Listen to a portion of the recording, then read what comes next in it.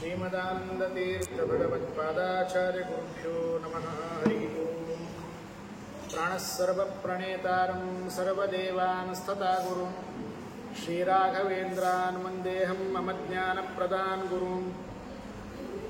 विद्यापीठविदातारं विद्यावारिधिचन्दिरं विद्यार्थिवत्सलं वन्दे महामहिमसद्गुरुम् आपादमौलिपर्यन्तं गुरूणामाकृतिं स्मरेत तेन विघ्नाः प्रणश्यन्ति सिद्ध्यन्ति च मनोरथाः। हरिः ओम्।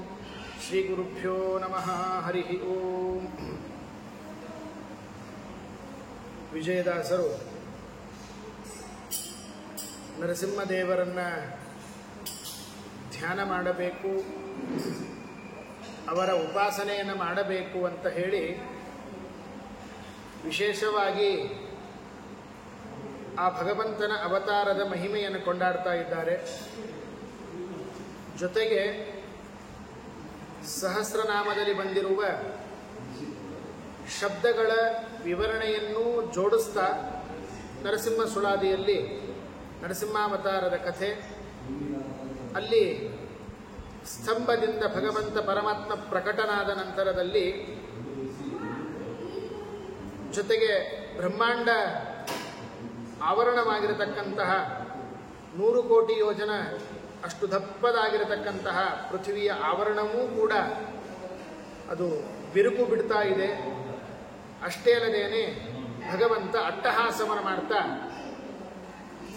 ಹೊರಗೆ ಬಂದು ವಿಶೇಷವಾಗಿ ತನ್ನ ಧ್ವನಿಯನ್ನು ಎಲ್ಲರಿಗೂ ಕೇಳಿಸ್ತಾ ಇರುವಂತೆ ಚೀರ್ತಾ ಇದ್ದಾನೆ, ಕೂಗ್ತಾ ಇದ್ದಾನೆ ಅಂತನ್ನುವುದನ್ನು ವರ್ಣನೆ ಮಾಡ್ತಾ ಇದ್ದಾರೆ ವಿಜಯದಾಸರು.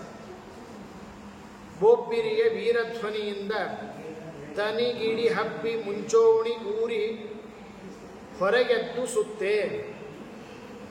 ಬೋಬ್ಬಿರಿಯ ವೀರಧ್ವನಿಯಿಂದ ನರಸಿಂಹದೇವರು ಹಿರಣ್ಯಕಶಿಪುವಿನ ಮೇಲೆ ಅಧಿಕವಾಗಿರತಕ್ಕಂತಹ ಹೆಚ್ಚಾಗಿರತಕ್ಕಂತಹ ಸಿಟ್ಟಿನಿಂದಾಗಿ ವೀರಧ್ವನಿ ಅಂದ್ರೆ ನಿನ್ನನ್ನು ಸಂಹಾರವನ್ನು ಮಾಡೇ ಮುಗಿಸ್ತೇನೆ ಅಂತನ್ನುವಂತಹ ಆ ಧ್ವನಿಯಲ್ಲಿ ಅವರಿಗೆ ಅದು ತೋರ್ತಾ ಇದೆ. ತನಿಗಿಡಿ ಹಬ್ಬಿ ಮುಂಚೋಣಿ ಉರಿ ಹೊರಗೆದ್ದು ಸುತ್ತೆ. ಮೊದಲು ತನಿಗಿಡಿ ಅಂತಂದ್ರೆ ಈ ಸಣ್ಣ ಕಿಡಿ, ಈ ಬೆಂಕಿನ ಕಿಡಿಗಳು ಬರುತ್ತೆ ನೋಡಿ, ಅದಕ್ಕೆ ತನಿಗಿಡಿ ಅಂತ ಕರೀತಾರೆ. ಆ ಸಣ್ಣ ಒಂದು ಬೆಂಕಿಯ ಕಿಡಿ ಹುಲ್ಲಿನ ಮೇಲೆ ಬಿದ್ದರೆ ಹುಲ್ಲೆಲ್ಲ ಉರಿ ಹತ್ತುತ್ತೆ. ಹಾಗೆ ತನಿಗಿಡಿ ಹಬ್ಬಿ ಸಣ್ಣದಾಗಿರತಕ್ಕಂತಹ ಕಿಡಿಯಂತೆ ತೋರಿದ ಈ ಬೆಂಕಿ ಎಲ್ಲ ಕಡೆಗೆ ಹಬ್ಬಿ, ಎಲ್ಲ ಕಡೆಗೆ ಉರಿ ಹಬ್ಬಿ ಹೇಗೆ ಎಲ್ಲವನ್ನೂ ಸುತ್ತಬೇಕೋ ಕಾಂತಿಯಿಂದ ಎಲ್ಲ ಕಡೆಗೆ ಬೆಂಕಿ ಹೇಗೆ ಕಾಣಬೇಕೋ ಅದರಂತೆ ಭಗವಂತ ಪರಮಾತ್ಮನೂ ಕೂಡ ನರಸಿಂಹಾವತಾರದಲ್ಲಿ ಕಂಬದಿಂದ ಹೊರಗಡೆ ಬಂದು ಎಲ್ಲ ಕಡೆಗೆ ಪ್ರಕಾಶದಿಂದ ತೋರ್ತಾ ಇದ್ದಾನೆ ಅಂತನ್ನುವುದನ್ನು ಹೇಳ್ತಾ ಇದ್ದಾರೆ. ಉಬ್ಬಸ ರವಿಗಾಗೆ, ಉಬ್ಬಸ ರವಿಗಾಗೆ ಅಂತನ್ನೋದು, ಉಬ್ಬಸ ಅಂತನ್ನೋದು ಪ್ರಾಯ ಈ ಪ್ರಾಂತದಲ್ಲಿ ಆ ಶಬ್ದ ಕೇಳೋದು ಕಷ್ಟ. ಉತ್ತರ ಕರ್ನಾಟಕದ ಪ್ರಾಂತದಲ್ಲಿ ಹೊಟ್ಟೆ ತುಂಬ ಊಟ ಆದ ಮೇಲೆ ತುಂಬ ಉಬ್ಬಸ ಆಗ್ತಾ ಇದೆ ಅಂದರೆ ಉಸಿರಾಡಿಸ್ಲಿಕ್ಕೆ ತೊಂದರೆ ಆಗ್ತಾ ಇದೆ ಅಂತ ಅರ್ಥ. ಉಬ್ಬಸ ಬರುತ್ತೆ, ಉಬ್ಬಸ ಆಗ್ಲಿಕ್ಕತ್ತದ ಅಂತ ಹೇಳ್ತಾರೆ. ಆ ಶಬ್ದವನ್ನು ಪ್ರಯೋಗ ಮಾಡ್ತಾರೆ. ಉಬ್ಬಸ ರವಿಗಾಗೆ. ಸೂರ್ಯನಿಗೂ ಕೂಡ ಉಬ್ಬಸ ಬರ್ತಾ ಇದೆ ಅಂತೆ. ಶ್ವಾಸೋಚ್ಛ್ವಾಸ ಮಾಡ್ಲಿಕ್ಕೆ ತೊಂದರೆ ಆಗ್ತಾ ಇದೆ.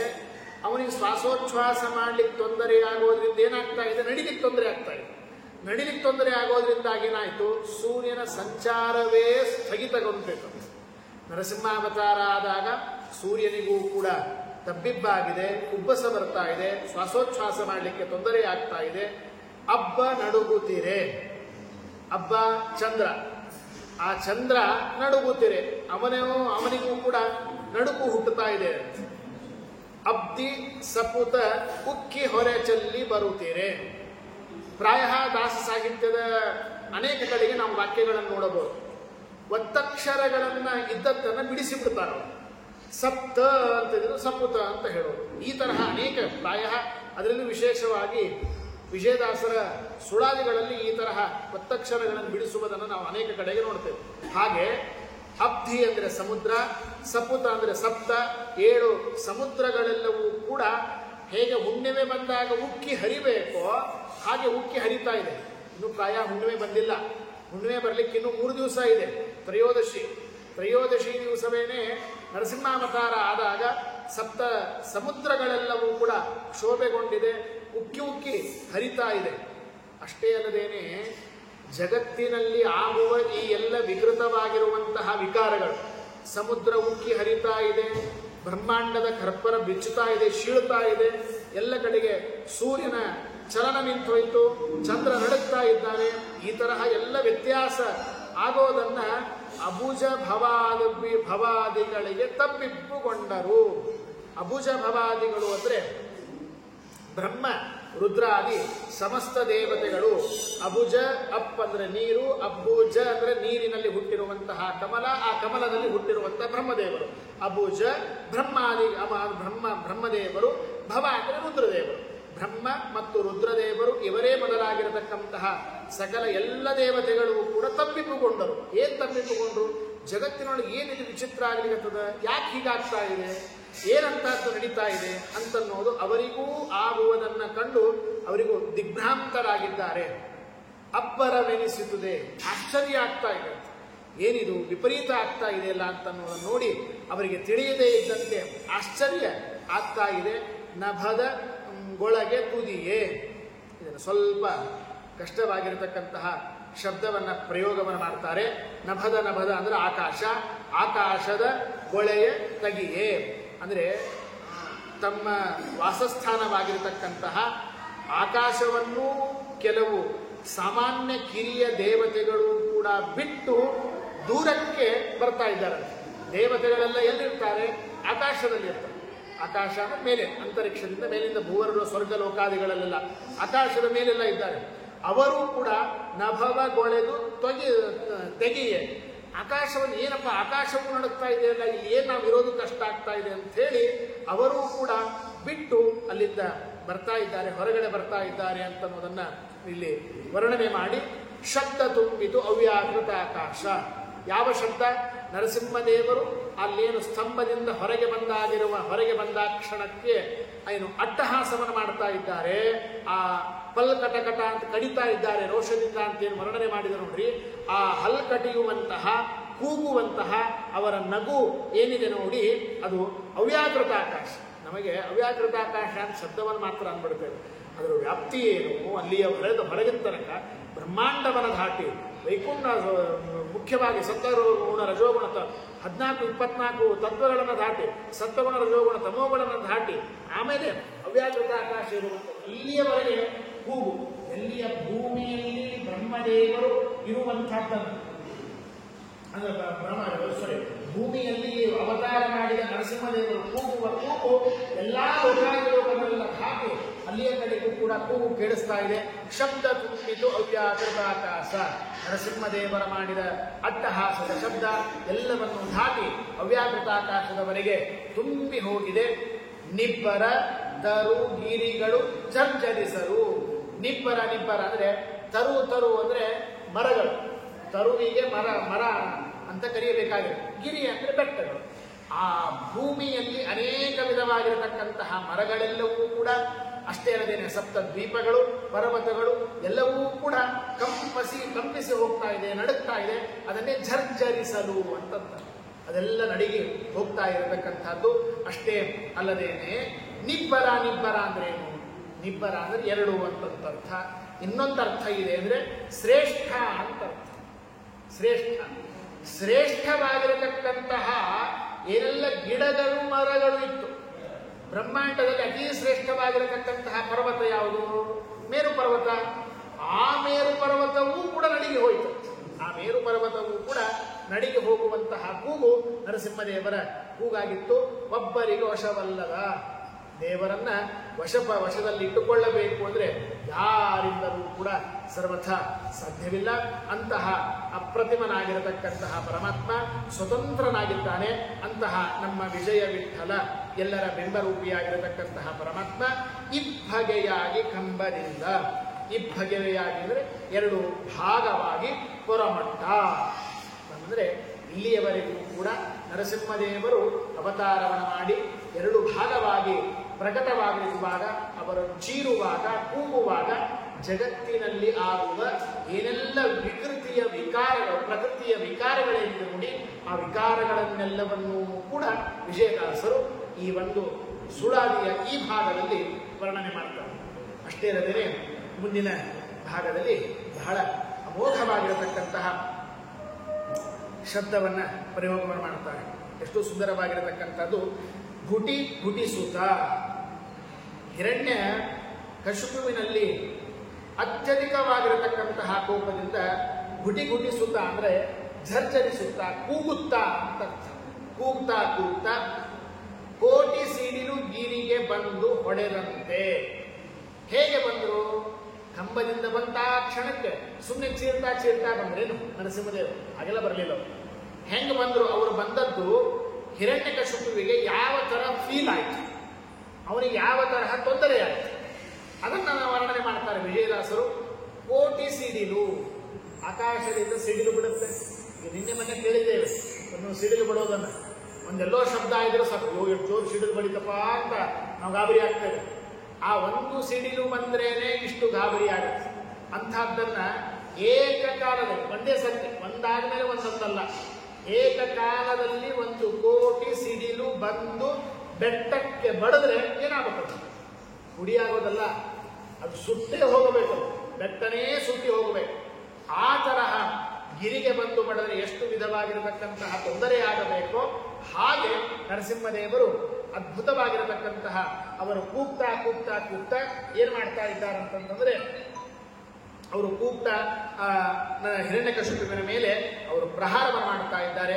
ಅವರ ಮೇಲೆ ಕೂಗಿ ಬರ್ತಾ ಇದ್ದಾರೆ. ಚೀರಿ ಕೂಗುತ್ತಾ, ಚೀರೋದು ಅಂದ್ರೇನು? ಸಿಡಿಲು ಬಂದಾಗ ಹೇಗೆ ಶಬ್ದ ಬರಬೇಕೋ, ನರಸಿಂಹದೇವರು ಹಾರಿ ಬಂದಾಗಲೂ ಕೂಡ ಅದೇ ತರಹದ ಶಬ್ದ ಬಂತು. ಅವರ ಅಟ್ಟಹಾಸವೂ ಕೂಡ ಅದೇ ರೀತಿಯಾಗಿ ಇರ್ತಾ ಇತ್ತು ಅಂತನ್ನೋದನ್ನ ತಿಳಿಸಿಕೊಡುತ್ತಾ, ಬೊಬ್ಬಿಡಿಸುತ್ತ, ಬೊಬ್ಬಿಡಿಸೋದು ಅಂತಂದ್ರೆ ನಗನಗತ ಅಂತ. ಚೀರ್ತಾ ಇದ್ರು, ಜೊತೆಗೆ ನರಸಿಂಹದೇವರು ನಗತಾನೂ ಇದ್ರು. ಯಾಕೆ ನಗತಾ ಇದ್ರು ಅಂದ್ರೆ, ನೀನು ಬೇಕಾದಂಥ ವರವನ್ನು ಪಡೀಪ, ನೀ ಬೇಕಾದಂಥ ವರವನ್ನು ಪಡೆದರೂ ಕೂಡ ನಿನ್ನನ್ನು ನಾನು ಮುಗಿಸಬಲ್ಲೆ, ನಿನ್ನನ್ನು ಮುಗಿಸಬಲ್ಲೆ. ವರವನ್ನು ಮೀರಿ ನಿನ್ನ ಸಂಹಾರ ಮಾಡೋದಲ್ಲ, ನೀನು ಕೇಳಿದ ವರಗಳನ್ನೆಲ್ಲವನ್ನೂ ಕೂಡ ಸರಿಪಡಿಸಿ ನನ್ನ ಸಮಾರಂಭ ಮಾಡ್ತಾರೆ. ವ್ಯಂಗ್ಯವಾದ ನಗುಕಿತ್ತು ಅಲ್ಲಿ, ನಿನ್ನನ್ನು ಸಂಹಾರವನ್ನು ಮಾಡಬಲ್ಲೆ ಅಂತ ವ್ಯಂಗ್ಯವಾದ ನಗು. ಇದನ್ನು ನಾವು ಭಾಗವತದ ಮಾತನ್ನು ನೆನಪು ಮಾಡಿಕೊಳ್ಳಬೇಕು. ಭಾಗವತವನ್ನ ನರಸಿಂಹದೇವರು ವಿಶೇಷವಾಗಿ ವಿಶ್ವಾಸ, ಪರಮಾತ್ಮನ ಸರ್ವಜ್ಞ, ಸರ್ವಶಕ್ತ, ಸತ್ಯ ಸಂಕಲ್ಪ, ಅವನು ಎಲ್ಲವನ್ನು ಮಾಡೇ ತೀರ್ತಾನೆ ಅಂತ ಬ್ರಹ್ಮದೇವರಿಗೆ ಎಲ್ಲವೂ ತಿಳಿದಿದೆ. ಇಷ್ಟಿದ್ದರೂ ಕೂಡ ಹಿರಣ್ಯಕಶಿಪು ವರವನ್ನು ಕೇಳ್ತಾನೆ. ನನಗೆ ಒಳಗೆ ಬೇಡ, ಹೊರಗೆ ಬೇಡ, ಮೇಲೆ ಬೇಡ, ಕೆಳಗೆ ಬೇಡ, ಉದ್ದೋದ್ದಲಿ ಇಷ್ಟಿದೆ. 4 ಶ್ಲೋಕದಲ್ಲಿ ಭಾಗವತದಲ್ಲಿ ವರ್ಣನೆ ಮಾಡ್ತಾರೆ.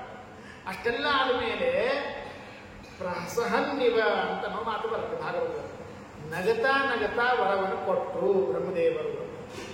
ಅಲ್ಲಿ ವ್ಯಾಖ್ಯಾನಕಾರರು ಬ್ರಹ್ಮದೇವರು ಪ್ರಹಸನ್ನಿವ ಅಂತನ್ನೋದನ್ನು ಯಾಕೆ ಭಾಗವತಕಾರರು ಬರೋದಂದ್ರೆ, ನೀನು ಎಂಥಾರು ವರವನ್ನು ಕೇಳೋ, ನಿನ್ನನ್ನು ಮುಗಿಸೋ ದೇವರಿದ್ದಾನೆ ಅಂತನ್ನುವ ವ್ಯಂಗ್ಯವಾದ ನಗು ಬ್ರಹ್ಮದೇವರು ನಕ್ಕರು ಅಂತನ್ನೋದನ್ನ ಭಾಗವತ ಸಪ್ತಮಸ್ಕಂದದಲ್ಲಿ ವ್ಯಾಖ್ಯಾನಕಾರರು ಅದನ್ನ ತಿಳಿಸಿಕೊಡ್ತಾರೆ. ಆ ಮಾತನ್ನು ನಾವು ನೆನಪು ಮಾಡಬೇಕು. ಅಲ್ಲಿ ವರವನ್ನು ಕೊಡುವಾಗ ನಕ್ಕರು ಬ್ರಹ್ಮದೇವರು ವ್ಯಂಗ್ಯವಾಗಿ, ಸಂಹಾರವನ್ನು ಮಾಡ್ಲಿಕ್ಕೆ ಬಂದಾಗ ನಗನಗುತ್ತಾ ಬರ್ತಾರಂತೆ ನರಸಿಂಹದೇವರು. ನೀ ಎಂಥಾರೂ ವರವನ್ನು ಕೇಳ್ಕೊಳ್ಳೋ ಮಾರಾಯ, ನಿನ್ನನ್ನು ಕೊಂದೇ ತೀರುತ್ತೇನೆ, ನಿನಗೆ ಸಾವು ತಪ್ಪಿದ್ದು ಸರ್ವಥಾ ಅಲ್ಲ ಅಂತನ್ನೋದನ್ನ ಇದನ್ನು ಮಾಡ್ತಾ ಬೊಬ್ಬಿಡಿಸೋದು ಅಂದ್ರೆ ಸ್ವಲ್ಪ ಉತ್ತರ ಕರ್ನಾಟಕದ ಭಾಷೆಯಲ್ಲಿ ಹೇಳೋದಾದ್ರೆ ಸ್ವಲ್ಪ ವಿಚಿತ್ರವಾದ ಅರ್ಥ. ಬೇಕಾದಷ್ಟು ಬೊಬ್ಬು ಹೊಡಿ ಅಂತಂತಾರೆ. ಬೊಬ್ಬು ಹೊಡೆದ್ರೆ ಬಾಯಿ ಬಡ್ಕೋ ಅಂತ ಅರ್ಥ. ನೀನು ಬೇಕಾದಷ್ಟು ನೀನು ಪ್ರಯತ್ನ ಮಾಡು, ಎಷ್ಟು ಇದನ್ನು ಮಾಡಿದರೂ ಕೂಗಿದರು ಬೊಂಬಡಿ ಬಜಾಯಿಸು ಅಂತ ಇದನ್ನು ಹೇಳ್ತಾರೆ. ಅದನ್ನ ಆ ರೀತಿಯಾಗಿ ಅವರನ್ನ ಮಾಡಿದರೆ ನೀನು ಸಂಹಾರವನ್ನು ಮಾಡೇ ಮಾಡ್ತೇನೆ ಅಂತನ್ನುವುದನ್ನ ಅದನ್ನ ಚೀರ್ತಾ ಕೂಗ್ತಾ ಅಟ್ಟಹಾಸವನ್ನು ಮಾಡ್ತಾ ಲಂಘಿಸಿ ಅಂದ್ರೆ ಹಿರಣ್ಯಕಶಿಪುವಿನ ಮೇಲೆ ದಾಳಿ. ಲಂಘಿಸುವುದು ಅಂದ್ರೆ ದಾಟುವುದು ಅಂತೂ ಒಂದು ಅರ್ಥ, ಕನ್ನಡದ ಕಸ್ತೂರಿ ಕೋಶದಲ್ಲಿ ಲಂಘಿಸುವುದು ಅಂತನ್ನುವುದಕ್ಕೆ ಅನೇಕ ಅರ್ಥಗಳನ್ನು ಕೊಟ್ಟಿದ್ದಾರೆ. ಲಂಘಿಸುವುದು ಅಂದರೆ ದಾಟುವುದು ಅಂತ ಒಂದರ್ಥ, ಹಾರುವುದು ಅಂತ ಮತ್ತೊಂದರ್ಥ. ದಾಟೋದು ಪೂರ್ಣವಾಗಿ ದಾಟೋದು, ಹಾರೋದು ಅವನ ಮೇಲೆ ಹಾರೋದು ಅಂತ ಅರ್ಥ. ಅದಕ್ಕಾಗಿ ಆ ನರಸಿಂಹದೇವರು ಹಿರಣ್ಯಕಶಿಪುವಿನ ಮೇಲೆ ದಾಳಿ ಮಾಡ್ತಾರೆ. ಹಾರಿ ಬಂದು ಅವನ ಮೇಲೆ ಕೂಡ್ತಾ ಇದ್ದಾರೆ, ಯುದ್ಧಕ್ಕೆ ಬರ್ತಾ ಇದ್ದಾರೆ. ಹಿಡಿದು ರಕ್ಕಸನ್ನ ಕೆಡವಿ ಮಡಿಯ ತುಳುಕಿ. ಹಿಡಿದು ರಕ್ಕಸನ್ನ ಸರಳವಾಗಿ ಮುಗಿಸ್ಬಿಡ್ತಾರೆ, ಅತಿ ಸರಳವಾಗಿ ಮುಗಿಸ್ಬಿಡ್ತಾರೆ. ನಿಜವಾಗಿ ಹೇಳೋದಾದ್ರೆ ಭಾಗವತದಲ್ಲಿ ವರ್ಣನೆ ಮಾಡಿದಂತೆ ಪಟ್ಟನೆ ಏನಂತಾರೆ, ಅತ್ಯಂತ ವೇಗದಿಂದಾಗಿ ಕಂಬದಿಂದ ಬಂದಾಕ್ಷಣಕ್ಕೆ ಕೊಲ್ಲೋದಿಲ್ಲ. ಯುದ್ಧ ನಡೆಯುತ್ತೆ, ಸ್ವಲ್ಪ ಸಮಯದವರೆಗೆ ಯುದ್ಧ ನಡೆಯುತ್ತೆ. ನರಸಿಂಹದೇವರಿಗೂ ಹಾಗೂ ಹಿರಣ್ಯಕಶಿಪುವಿಗೂ ಯುದ್ಧ ನಡೆಯುತ್ತೆ. ಸರಿಯಾಗಿ ಸಂಧ್ಯಾಕಾಲ ಬಂದಾಗ ಆಗ ಅವನನ್ನ ಪಕ್ಷದ ಮೇಲೆ ಕರೆದುಕೊಂಡು ಹೋಗಿ ಅವನು ಕೇಳಿರುವ ಎಲ್ಲ ವಿಧವಾಗಿರತಕ್ಕಂತಹ ವರಗಳನ್ನ, ನೀ ಈ ವರ ಕೇಳಿದ್ದೀರ, ಟಿಕ್ ಹಾಕೋ, ಎಲ್ಲಾ ವರಗಳನ್ನು ಟಿಕ್ ಹಾಕ್ತಾ ಹೋಗಿ, ಸೈ ಮಾಡ್ತಾ ಹೋಗಿ, ಎಲ್ಲಾನು ಸರಿ ಇದೆ ನೋಡು, ನಾನು ಮನುಷ್ಯನೂ ಅಲ್ಲ, ದೇವತೆನೂ ಅಲ್ಲ, ಹೊಳಗಲ್ಲ, ಹೊರಗಲ್ಲ, ಮೇಲಲ್ಲ, ಕೆಳಗಲ್ಲ, ಅಸ್ತ್ರಶಸ್ತ್ರಗಳಿಲ್ಲ, ನಾನು ದೇವತೆಯಲ್ಲ, ನಾನು ಮಾನವನೂ ಅಲ್ಲ, ನಾನು ವಿಚಿತ್ರವಾದ ರೂಪ ಅಂತ ನೀನು ಕೇಳಿದ್ದರ ಟಿಕ್ ಹಾಕ್ ಅಂತ ಹೇಳಿ ಕೊನೆಗೆ ಸಂಧ್ಯಾ ಕಾಲದಲ್ಲಿ ಅವನನ್ನು ಸಂಹಾರ ಮಾಡ್ತಾರೆ ಅಂತ ನಾವು ಕೇಳಿದ್ದೇವಲ್ಲ. ಆದರೆ ಅಷ್ಟೆಲ್ಲ ವಿಸ್ತಾರವಾಗಿ ವಿಜಯದಾಸರು ವರ್ಣನೆ ಮಾಡುವುದಿಲ್ಲ. ಅದನ್ನ ಅತ್ಯಂತ ಕೊನೆ ಹಂತದಲ್ಲಿ ತರ್ತಾರೆ. ಹಿಡಿದು ರಕ್ಕಸನ್ನ, ಅವನ ಕೆಳಹಿ, ರಾಕ್ಷಸನನ್ನ ಹಿರಣ್ಯಕಶಿಪುವನ್ನು ಹಿಡಿದು ಕೆಳಹಿ, ತಮ್ಮ ಎಲ್ಲಿ ಮಡಿಯ ಅಂದ್ರೆ ತೊಡೆ ಅಂತ ಅರ್ಥ, ತಮ್ಮ ಮಡಿಯ ಮೇಲೆ ಅವನನ್ನ ಹಾಕಿಕೊಂಡು ತುಳುಕಿ ಅಂತಂದ್ರೆ ಅವನು ಹಿಚುಕಿ ತುಂಬಾ ಪ್ರಾಣ ಹೋಗುವಂತೆ ಅವನನ್ನ ಹೊಡೆದು ಅಂತ ಅರ್ಥ. ಅವನ ನಿರ್ವಿಣ್ಣನನ್ನಾಗಿ ಮಾಡಿ ತೊಡೆಯ ಮೇಲೆ ಇರಿಸಿ, ಬರೆ ಮಡಿ ಮೇಲೆಲ್ಲ ತೊಡೆ ಮೇಲೆ ಚೆನ್ನಾಗಿ ಇರಿಸಿಕೊಂಡಿದ್ದಾರೆ. ಇರಿಸಿಕೊಂಡು ವಿಶೇಷವಾಗಿ ಇಲ್ಲಿ ಮತ್ತೊಂದು ನಾವು ಅರ್ಥವನ್ನು ಮಾಡಿಕೊಳ್ಳಬೇಕಾಗಿರುವಂತಹದ್ದು ಏನು ಅಂತಂದ್ರೆ, ಮಹಾದ್ವಾರದ ಬಾಗಿಲು ಒಂದು, ಯಾಕಂದ್ರೆ ವಿಜಯದಾಸರು ನಮಗೆ ನರಸಿಂಹ ಪುರಾಣದಲ್ಲಿ ಹೇಳ್ತಾರೆ, ಯಾವುದೋ ಒಂದು ಬಾಗಿಲ ಮೇಲೆ ಕರ್ಕೊಂಡು ಹೋಗ್ಲಿಲ್ಲ ಅಂತ. ಏನು ಅವನೇನು ರಾಜಸಭೆ ಇರುತ್ತೆ ನೋಡ್ರಿ, ಸಭೆಗೆ ಅನೇಕ ದ್ವಾರಗಳಿರುತ್ತೆ, ಅನೇಕ ದ್ವಾರಗಳು ಕರೆದುಕೊಂಡು ಹೋಗಲಿಲ್ಲ, ಮಹಾದ್ವಾರದ ಮೇಲೆ ಕರೆದುಕೊಂಡು ಹೋಗಿ ಅವನನ್ನ ಸಂಹಾರವನ್ನು ಮಾಡಿದರು ಅಂತನ್ನುವಂತಹ ಉಲ್ಲೇಖ ಇದೆ. ಅದಕ್ಕನುಗುಣವಾಗಿ ಮಹಾದ್ವಾರದ ಬಾಗಿಲ ಪಚ್ಚಲದ ಮೇಲೆ ಕುಳಿತುಕೊಂಡು ತೊಡೆ ಮೇಲೆ ಅವನ್ನ ಮಲಗಿಸಿಕೊಂಡು ಬಡಲ ವಲ ಗಡಲ ತಡಿಯ ತರಣಿಯ ನೋಡಿ. ಏನಿದು ಪಡವಲ ಅಂತಂದ್ರೆ ಸಮುದ್ರ, ಆ ಸಮುದ್ರದ ಗಡಲ ತಡಿಯ ನೋಡಿ. ಪಡವಲ ಗಡಿ ಅಂದ್ರೆ ಸಮುದ್ರದ ದಂಡೆಯಲ್ಲಿ ತಣಿಯ ತರಣಿಯ ನೋಡಿ. ಆ ತಣಿ ಅಂದ್ರೆ ಅಲ್ಲಿಗೆ ಬರ್ತಾ ಇರತಕ್ಕಂತಹ ತರಣಿ ಅಂತಂದ್ರೆ ಸೂರ್ಯ, ಆ ಸೂರ್ಯನ ನೋಡಿದೆ ಅಂದ್ರೆ ಸಂಧ್ಯಾಕಾಲ ಅಂತ ಅರ್ಥ. ಸೂರ್ಯನು ಮುಳುಗುವಂತಹ ಸಂದರ್ಭ. ಶಬ್ದಗಳನ್ನ ನಾವೇನಾದರೂ ಕೂಡ ಸ್ವಲ್ಪ ಹಳೆಗನ್ನಡ ಪರಿಚಯ ಇಲ್ಲ, ಅದರಲ್ಲಿ ಕೂಡ ಕೋಶಗಳು ನಮಗೇನು ಸಿಗಲಿಲ್ಲ ಅಂತಂದ್ರೆ ಇವು ಶಬ್ದಗಳೇ ನಮಗೆ ತುಂಬಾ ಕಷ್ಟಕರವಾಗಿರುವುದು. ಆದರೆ ಪ್ರಾಯ ಹೆಚ್ಚು ಕಡಿಮೆ ಅನೇಕ ದಾಸ ಸಾಹಿತ್ಯದಲ್ಲಿ ಬರತಕ್ಕಂತಹ ಹಳೆಗನ್ನಡಕ್ಕೆ ಕಸ್ತೂರಿ ಕೋಶ ಅಂತ ಒಂದು ಪುಸ್ತಕ ಇದೆ ಅದರಲ್ಲಿ ಪ್ರಾಯ ಹೆಚ್ಚು ಕಡಿಮೆ, ಎಲ್ಲವೂ ಅಂತ ಹೇಳಿಕ್ ಸಾಧ್ಯ ಇಲ್ಲ. ಯಾಕಂದ್ರೆ ಆ ಕೋಶದಲ್ಲಿಯೂ ಮೀರಿದ, ಯಾಕಂದ್ರೆ ನಾನು ಹೆಚ್ಚು ಕಡಿಮೆ ದಾಸ ಸಾಹಿತ್ಯವನ್ನು ಅಧ್ಯಯನವನ್ನು ಮಾಡುವಾಗ ಆ ಡಿಕ್ಷನರಿಯನ್ನು ನಾನು ಉಪಯೋಗ ಮಾಡ್ತೇನೆ. ಅದರ ಆಶ್ಚರ್ಯ ಏನಂತಂದ್ರೆ, ದಾಸ ಸಾಹಿತ್ಯ ಅಧ್ಯಯನ ಬಳಸುವಾಗ 3 ರಿಂದ 4 ಡಿಕ್ಷನರಿಯನ್ನು ನಾನು ಇಟ್ಟುಕೊಂಡು ನಾನು ಅಧ್ಯಯನವನ್ನು ಮಾಡ್ತೇನೆ. ಅಲ್ಲಿಯೂ ಸಿಗದೇ ಇರುವ ಅಪರೂಪವಾದ ಶಬ್ದಗಳನ್ನು ವಿಜಯದಾಸರ ಸುಳಾದಿಯಲ್ಲಿ ನಮಗೆ ಸಿಗುತ್ತೆ. ನಾವು ದಿಗ್ಭ್ರಾಂತರಾಗ್ತದೆ, ಏನು ಅರ್ಥವನ್ನು ಹೇಳಬೇಕಲ್ಲಿ. ಪ್ರಾಯ ಹೇಗೆ ಅರ್ಥವನ್ನು ಹೇಳುತ್ತೇವೆ, ಮುಂದಿನ ಕಥೆ ಹಿಂದಿನ ಕಥೆ ಏನು ಹೇಳಲಿಕ್ಕೆ ಹೊರಟಿದ್ದಾರೆ, ಊಹಾಪೋಹಗಳನ್ನು ಮಾಡಿ ಈ ಶಬ್ದಕ್ಕೆ ಇಷ್ಟು ಅರ್ಥವು ಇರಬಹುದು ಅಂತ ಏನೋ ಒಂದು ಊಹೆ ಮಾಡಿ ಹೇಳಬಹುದು. ಅಂದರೆ ಯಾಕೆ ನಾನು ಇದನ್ನು ಸ್ವಲ್ಪ ನಾನು ಇಷ್ಟು ವಿಸ್ತಾರವಾಗಿ ಹೇಳ್ತಾ ಇದ್ದೇನೆ ಅಂದರೆ, ಕೋಶಗಳಲ್ಲಿಯೂ ಸಿಗದೇ ಇರುವಂತಹ ಅಪರೂಪವಾದ ಹಳೆಗನ್ನಡದ ಶಬ್ದಗಳು ನಮ್ಮ ವಿಜಯದಾಸರ ಸುಳಾದಿಗಳಲ್ಲಿ ಸಿಗುತ್ತೆ. ವಿಜಯದಾಸ ಅನೇಕ ಶಬ್ದಗಳು ಸಿಗುತ್ತೆ, ಇಲ್ಲಂತನ್ನುವುದಿಲ್ಲ. ಆ ತರಹ ಇಲ್ಲಿಯೂ ಕೂಡ ಇವೇನು ಸರಳವಾದ ಶಬ್ದಗಳಿವು. ಅಂತಹ ಸಂಧ್ಯಾಕಾಲವನ್ನು ಗಮನಿಸಿ ಪಶ್ಚಿಮ ಸಮುದ್ರದ ದಡೆಯ ಮುಳುಗಲಿಕ್ಕೆ ಸಿದ್ಧನಾಗಿರತಕ್ಕಂತಹ ಸೂರ್ಯನನ್ನ ನೋಡಿ, ತರಣಿಯ ನೋಡಿ, ಹೊರನೊಡೆಯ ಕುರುಗುದಿಂದ ಕಡುಕೋಪದಿಂದ ಸದಬಡೆದು. ವಿಶೇಷವಾಗಿರತಕ್ಕಂತಹ ಅತ್ಯಂತ ಹೊರಲೊಡೆಯ ಅಂತಂತಂದ್ರೆ ವಿಶೇಷವಾಗಿ ಹೊಟ್ಟೆ ಅಂತ ಅರ್ಥ.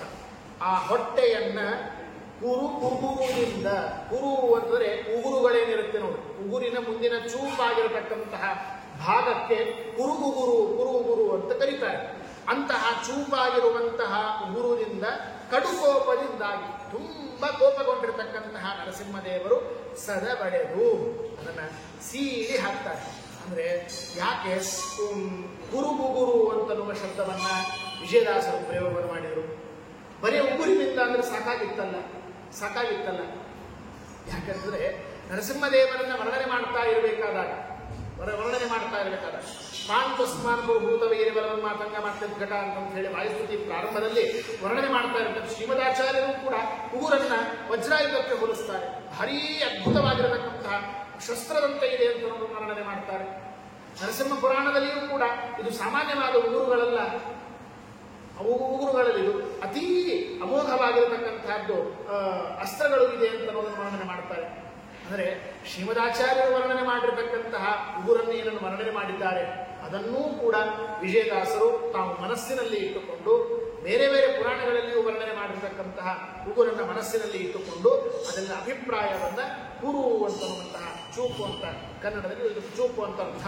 ಅದನ್ನ ವಿಶೇಷವಾಗಿರತಕ್ಕಂಥದನ್ನ ಇನ್ನೊಂದು ಅರ್ಥ ಇದೆ, ಅದಕ್ಕೆ ಶ್ರೇಷ್ಠ ಅಂತ ಅನ್ನೋದಿರುತ್ತೆ. ಇದು ಸಾಮಾನ್ಯವಾಗಿರತಕ್ಕಂಥ ಉಗುರುಗಳಲ್ಲ, ಶ್ರೇಷ್ಠವಾಗಿರತಕ್ಕಂಥದ್ದು. ಯಾಕೆ? ಭಗವಂತನ ಅಂಗಾಂಗಗಳ ಪ್ರತಿಯೊಂದೂ ಕೂಡ ಅಮೋಘ, ಅಪ್ರಾಕೃತ, ಅಚಿಂತ್ಯವಾಗಿರತಕ್ಕಂತಹದ್ದು, ಸಚ್ಚಿದಾನಂದಾತ್ಮಕವಾಗಿರತಕ್ಕಂಥದ್ದು, ಹಾಗೆ ಇರುವಂತಹದ್ದು ಅಂತ ಅನ್ನೋದನ್ನ ನಾವು ಚಿಂತನೆಯನ್ನ ಮಾಡಬೇಕಾಗಿರುವಂತಹದ್ದು. ಈ ತರಹ ಆ ಪರಮಾತ್ಮ ತನ್ನ ಚೂಪಾದ ವಜ್ರಾಯುಧಕ್ಕಿಂತಲೂ ಕೂಡ ಅತ್ಯಂತ ಶ್ರೇಷ್ಠವಾಗಿರತಕ್ಕಂತಹ ತನ್ನ ಚೂಪಾದ ಉಗುರುಗಳಿಂದಾಗಿ ಅವನನ್ನ ಸೀಳುತ್ತಾ ಇದ್ದಾನೆ. ಸೀಳುವುದು ಅಷ್ಟೇ ಅಲ್ಲ, ರಕ್ಕಸನ ಕೆಡಹಿ, ಆ ರಾಕ್ಷಸನನ್ನ ಮೃತ್ಯುವೆಯನ್ನ ರಾಕ್ಷಸನನ್ನ ಕೆಡುತ್ತಾನಂದ್ರೆ ಬಿಡಿಸ್ತಾನೆ, ಎದೆಯನ್ನ ಹರಿತಾ ಹೊಟ್ಟೆಯನ್ನು ಹರಿತಾ ಇದ್ದಾನೆ ಅಂತನ್ನುವುದನ್ನ ನಮಗೆ ತಿಳಿಸಿಕೊಟ್ಟು, ನಿಡುಗುರುಗಳ ಕೊರಳಲ್ಲಿ ಧರಿಸಿ, ಗರುಡಗಡ ಅಂದ್ರೆ ನಿಡು ಅಂದ್ರೆ ನಡುವೆ ಅಂತ ಅರ್ಥ. ನಡುವೆ, ಗರುಡು ಅಂದ್ರೆ ಕರಳಂದ್ರೆ ಸ್ವಲ್ಪ ಶಬ್ದ ವ್ಯತ್ಯಾಸವನ್ನು ಮಾಡಿ ಹೇಳ್ತಾರೆ. ಅಂದ್ರೆ ಉದ್ದಾಗಿರತಕ್ಕಂತಹ, ಅಂದ್ರೆ ಕೋಶದಲ್ಲಿ ನಿಡು ಅಂತ ಶಬ್ದಕ್ಕೆ ಎರಡು ಅರ್ಥವನ್ನು ಇಡ್ತಾರೆ. ಎರಡೂ ಅರ್ಥವನ್ನು ಇಟ್ಟುಕೋಬೇಕಿಲ್ಲ. ನಿಡು ಅಂದ್ರೆ ನಡುವಿರುವಂತಹದ್ದು ಅಂತ ಒಂದು ಅರ್ಥ. ನಿಡು ಅಂತ ಶಬ್ದಕ್ಕೆ ಇನ್ನೊಂದು ಅರ್ಥ ಇದೆ, ಉದ್ದ ಆದದಕ್ಕೆ ನಿಡು ಅಂತ ಕರೀತಾರೆ ಕೋಶದಲ್ಲಿ. ನಿಡು ಅಂದ್ರೆ ಈ ಯಾವ ಹೊಟ್ಟೆಯಲ್ಲಿ ಇರುವ ಕರಳು, ಚಿಕ್ಕ ಕರಳನ್ನು ತೆಗಿಲಿಲ್ಲ ನರಸಿಂಹದೇವರು. ಯಾವ ಉದ್ದಾಗಿ ದೊಡ್ಡ ಕರಳಿತ್ತು ನೋಡ್ರಿ, ಆ ಕರಳನ್ನು ತೆಗೆದ್ರು ಅಂತ ಅರ್ಥ. ಯಾಕೆ ಹೇಳಿ? ಆ ಹಾರವನ್ನು ಹಾಕೋಬೇಕಲ್ಲ, ಕೊರಳಿಗೆ ಹಾರವನ್ನು ಹಾಕಕ್ಕೆ ಹೋಗ್ಬೇಕಾದ್ರೆ ಚಿಕ್ಕ ಕರಳಾಗೋದಿಲ್ಲ, ಚಿಕ್ಕ ಕರಳು ತೆಗೆದ್ರೆ ಆಗೋದಿಲ್ಲ, ಹಾರದಂತೆ ಬರಬೇಕಾದ್ರೆ ಉದ್ದಾದ ಕರಳೇ ಇರಬೇಕು. ಅದಕ್ಕಾಗಿ ನಿಡು ಅಂದ್ರೆ ಉದ್ದಾಗಿ ಇರತಕ್ಕಂತಹ ಕರಳು, ಆ ಕರಳನ್ನ ಕೊರಳಲ್ಲಿ ಧರಿಸಿ, ತನ್ನ ಕೊರಳಲ್ಲಿ ಹೊಟ್ಟೆಯ ಕರಳನ್ನ ಹಾರದಂತೆ ಭಗವಂತ ಅದನ್ನು ಧಾರಣೆಯನ್ನು ಮಾಡಿ, ಸಡಗರದ ದೈವ ವಿಶೇಷವಾಗಿ ಸಡಗರ ಮೇಲೆ ದೇವಾದಿದೇವತೆಗಳು ಹಿರಣ್ಯಕಶಿಪುವನ್ನು ಸಂಹಾರ ಮಾಡಿದ್ದನ್ನು ನೋಡಿ ಅದನ್ನ ಸಡಗರ ಅಂದ್ರೆ ಭಾರಿ ಸುಂದರವಾಗಿ ಕಾಣಿಸ್ತಾ ಇದ್ದಾನೆ, ಶೋಭೆ ತುಂಬಾ ಚೆನ್ನಾಗಿ ಕಾಣಿಸ್ತಾ ಇದೆ ಅಂತನ್ನುವಂಥದ್ದನ್ನು ವರ್ಣನೆ ಮಾಡ್ತಾ ಇದ್ದಾರೆ. ಅದನ್ನು ನೋಡಿ, ಅಷ್ಟು ರಕ್ತಸಿಕ್ತವಾಗಿರತಕ್ಕಂತಹ ಹೊಟ್ಟೆಯ ಕರಳನ್ನ ತಾನು ಕೊರಳಿಗೆ ಹಾಕಿಕೊಂಡರೂ ಕೂಡ ವಿಜಯದಾಸರು ಹೇಳುತ್ತಾರೆ ಅದು ದೇವರಿಗೆ ಶೋಭೆ, ಅದು ಸಡಗರ, ಅದು ವೈಭವ ಅಂತೆ ಚಿಂತನೆ ಮಾಡಬೇಕು. ನಾವು ಅಂತೆ ಚಿಂತನೆ ಮಾಡಬೇಕು. ಅಯ್ಯೋ ಏನು ಹೊಟ್ಟೆ, ರಾಕ್ಷಸನ ಹೊಟ್ಟೆ ಕರಳು ಅದೇನು ಚೆನ್ನಾಗಿ ಕಾಣಿಸುತ್ತೋ ಅಂತ ನಾವು ಮೂಗು ಮುರಿಬಾರದು. ವಿಜಯದಾಸರು ವರ್ಣನೆ ಮಾಡ್ತಾರೆ. ಅಷ್ಟು ರಕ್ತಸಿಕ್ತವಾಗಿರತಕ್ಕಂತಹ ಕೊರಳಿದ್ದರೂ ಕೂಡ ದೇವರ ವೈಭವ ಅಂತ ನಾವು ಚಿಂತನೆ ಮಾಡಬೇಕು. ಪುರಂದರದಾಸರು ಕೂಡ ನರಸಿಂಹದೇವರ ನಗುವಿನ ಬಗ್ಗೆ ವರ್ಣನೆ ಮಾಡ್ತಾರೆ. ಬಹಳ ಸುಂದರವಾಗಿ ವರ್ಣನೆ ಮಾಡ್ತಾರೆ. ನಾನು 2-3 ಸರ್ತೆ ಇಲ್ಲಿ ಜ್ಞಾಪಕವನ್ನು ಮಾಡಿಕೊಂಡಿದ್ದೇನೆ. ನರಸಿಂಹದೇವರು ಅಂತನೋಕ್ಕಿಂತಲೂ ಕೂಡ ಸಿಂಹ ನಗುವುದನ್ನು ಯಾರು ನೋಡಿದ್ದೀರಾ ಹೇಳೋರು? ಅದನ್ನು ನಗುತ್ತಾ ಇದೆಯೋ ಕೂಗ್ತಾ ಇದೆಯೋ ಅದೇ ಗೊತ್ತಾಗೋದಿಲ್ಲ.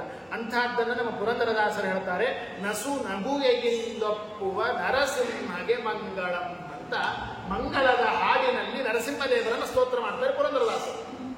ಅಂದ್ರೆ ನರಸಿಂಹನೂ ಕೂಡ ಅವನು ಕೂಗುತ್ತಾ ಇದ್ದಾನೆ, ಚೀರ್ತಾ ಇದ್ದಾನೆ. ಮಹಾರಾಯ ನೋಡಬೇಡ, ನೀನು ನೋಡಬೇಡ, ನಸು ನಗುಗೆಯಿಂದೊಪ್ಪುವ ನರಸಿಂಹದೇವರು ನನ್ನನ್ನು ನೋಡಿ ನಗತಾ ಇದ್ದಾರೆ ಅಂತನ್ನೋದೇ ನೀನು ನರಸಿಂಹದೇವರನ್ನ ಪೂಜೆ ಮಾಡುವಾಗ, ಧ್ಯಾನ ಮಾಡುವಾಗ ನೀನು ಹಾಗೇ ನಿನ್ನ ಚಿಂತನೆ ಆಗಬೇಕು. ಪುರಂದರದಾಸರದು ಘೋಷಣೆ ಅಷ್ಟೇ. ಅಯ್ಯೋ ನರಸಿಂಹದೇವರು ಇಷ್ಟು ಖರೆ, ಸ್ವಲ್ಪ ಯಾಕೋ ಬಹಳ ವಿಕಾರ ಇದ್ದಾನೆ, ಸರ್ವಥಾ ಇಲ್ಲ, ಸರ್ವಥಾ ಇಲ್ಲ. ಹಾಗೆ ಉಪಾಸನೆ ನಾವು ಮಾಡಬಾರದು. ಪುರಂದರದಾಸರು ನಮಗೆ ಮಾರ್ಗದರ್ಶನ ಮಾಡ್ತಾರೆ. ನಾವು ನಗುತ್ತಾ ಇದ್ದಾನೆ. ಇನ್ನೊಂದು ಶಬ್ದ, ಬಹಳ ಸುಂದರವಾದ ಶಬ್ದ ಇದೆ ಪುರಂದರದಾಸರು. ಸೀರೆ ಚೆನ್ನಾಗಿದೆ, ಏನೋ ಪಂಚೆ ಚೆನ್ನಾಗಿದೆ, ಒಳ್ಳೆ ದಪ್ಪನ ಅಂಚಿನ ಪಂಚೆ ಇದೆ, ಇಲ್ಲ ಅಂತ ಆದ್ರೆ ಆ ಪಂಚೆ ನನಗೆ ಸೂಟ್ ಆಗ್ತಾ ಇಲ್ಲ. ಕಿವಿಯಲ್ಲಿ ಓಲೆ ಚೆನ್ನಾಗಿದೆ, ಆ ಓಲೆ ನನಗೆ ಸೂಟ್ ಆಗ್ತಾ ಇಲ್ಲ. ಅದರಲ್ಲಿಯೂ ಕೂಡ ಈ ಸ್ತ್ರೀಯರನ್ನು ನೋಡ್ಬೇಕು.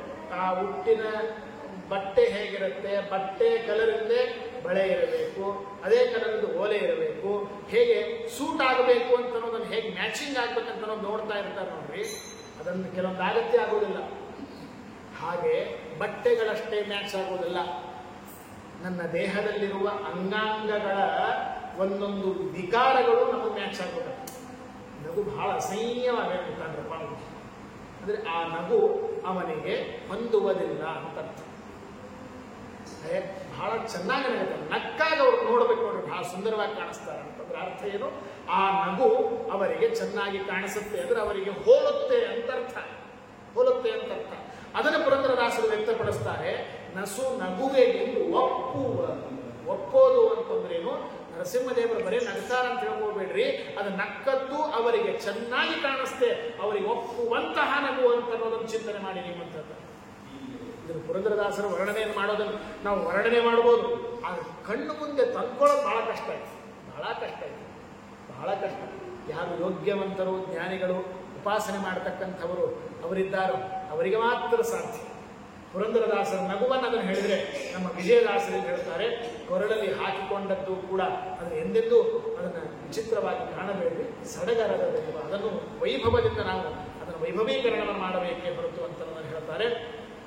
ಅಷ್ಟು ಹೇಳುವುದು ಅಷ್ಟೇ ಅಲ್ಲ, ಕಡುಗಲಿ, ಕಡುಗಲಿ ಕಡುಗಲಿ ಅಂತಂತಂದ್ರೆ ಕಡುವು ಕಡು ಕಡು ಅಂತ ಶಬ್ದಕ್ಕೆ ಕೋಶದಲ್ಲಿ ನಮ್ಗೆ ಏನು ತಿಳಿಸಿಕೊಡ್ತಾರೆ ಅಂದ್ರೆ ಕಡೆ ಇರೋದು ಅಂತ, ಕಡೆ ಇರುವಂಥದ್ದು.